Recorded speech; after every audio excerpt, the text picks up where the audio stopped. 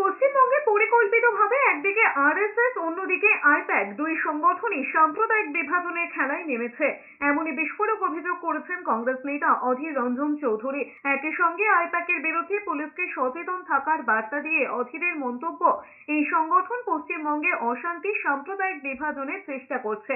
এক পক্ষের দরকার সংখ্যালঘু ভোট ব্যাংক, আর অপর পক্ষের লক্ষ্য সংখ্যাগুরু ভোট ঐক্যবদ্ধ হোক।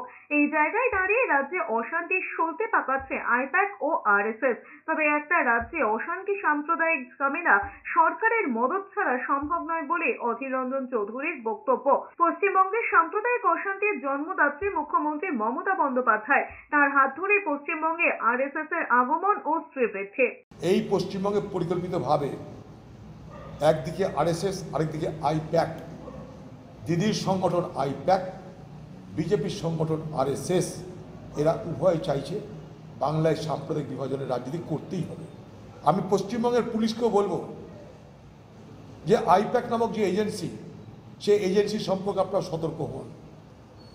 তারা কিন্তু পরিকল্পিতভাবে দাঙ্গা লাগানোর জন্য ব্যবস্থা করছে। এদিকে সিপিএম এর রাজ্য সম্পাদক মোহাম্মদ সেলিম বলেছেন, পরিকল্পিতভাবেই রাজ্য সরকারের পূর্ণ সম্মতিতে যেভাবে সাম্প্রদায়িক অশান্তির পরিবেশ তৈরি হয়েছে ও সংঘটিত হয়েছে, বিস্তীর্ণ অংশের মানুষ আশঙ্কার মধ্যেই উৎসবে সংঘটিত হয়েছে। এরকম পরিস্থিতি পশ্চিমবঙ্গে ছিল না। রামনবমী আসছে, বাসন্তী পুজো হচ্ছে, বিজেপির তৃণমূল এক কাট্টা হয়ে অশান্তি তৈরি করবে।